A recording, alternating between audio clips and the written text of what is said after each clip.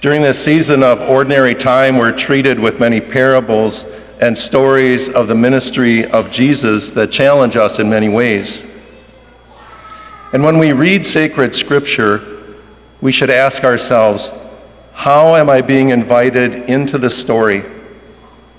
For it's within these stories that God reveals himself to us. Today's gospel about Jesus and the Canaanite woman has plenty for us to reflect on. And we're invited to enter into this story ourselves and reflect on how this encounter between Jesus and the Canaanite woman can help guide us in our journey of faith. So as a starting point, it's important to understand the context, the setting for this gospel story, where it takes place, the people involved in it. So we heard that Jesus withdrew to the region of Tyre and Sidon. That's very significant because Tyre and Sidon are ancient cities on the Mediterranean coast in present-day Lebanon. And they are beyond the northern borders of the Holy Land. And the Jewish people believe that God established the borders of the Holy Land. So to leave that land would be rare indeed for a Jewish person to do. And this is also pagan territory, the land of the Canaanites, and of the fiercest enemies of the Jews.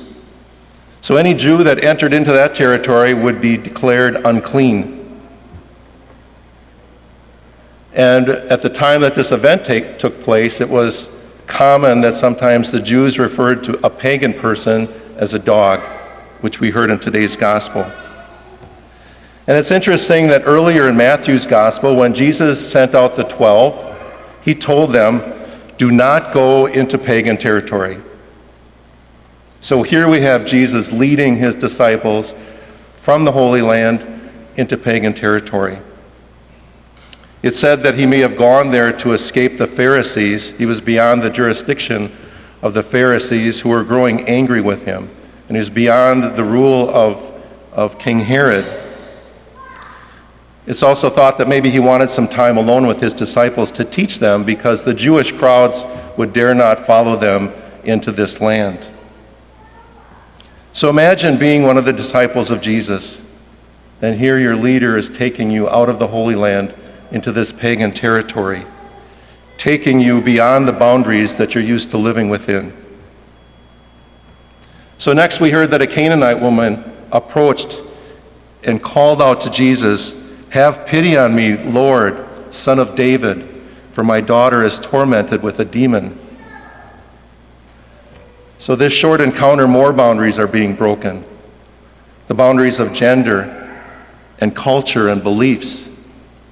This woman was unaccompanied by a man. It would be very inappropriate for her to address the leader of this group of Jewish disciples. But she does so with respect by referring to Jesus as Lord, as son of David. So clearly she knew who Jesus was.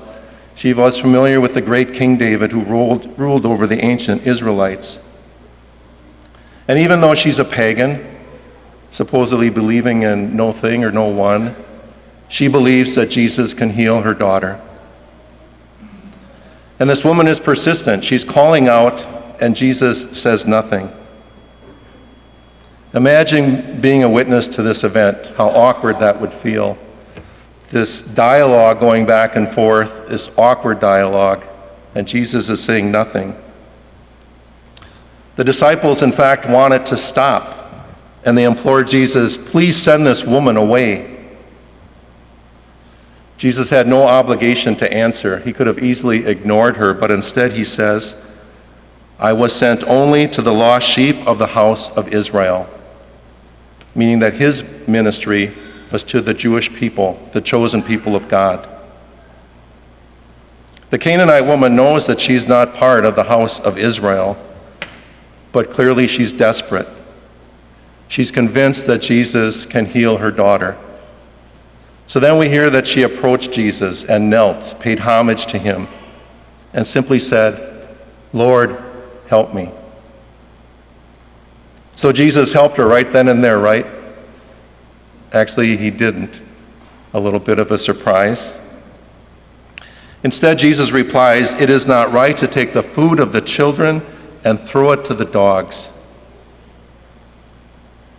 Imagine some of the disciples, they might have been thinking, "Way to go, Jesus, you really told her. Now let's keep walking." But the woman was quick to respond again with respect to Jesus, and she said, "Please, Lord, for even the dogs eat the scraps that fall from the tables of their masters." She was only asking for crumbs. That would be sufficient for her. So Jesus was clearly moved by the woman's respect and her persistence and her faith. So the story takes an unexpected turn when Jesus looks at her and says, "O woman, great is your faith. Let it be done for you as you wish." Imagine being one of those disciples and seeing this turn of events, thinking, well, what just happened? Jesus healing a pagan woman? And imagine the woman going home to find out that her daughter had been healed at the moment that Jesus made that statement. I'm guessing she was no longer a pagan after that encounter. So our God is full of surprises. Jesus teaches us that love and compassion have no boundaries. The love of Jesus extends across the boundaries of geography and beliefs and culture and gender and religion.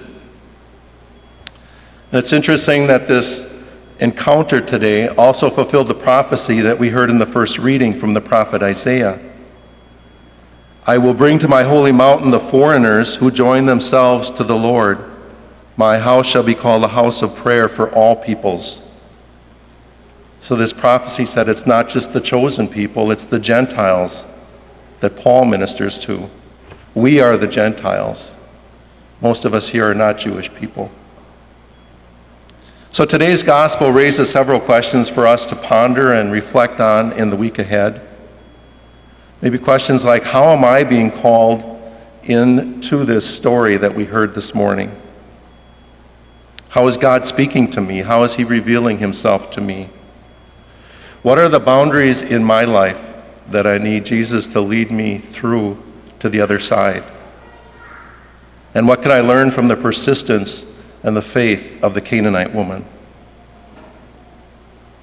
So true Christian love has no boundaries. So may God help us to go beyond our boundaries so that we can love and have the compassion that Jesus does.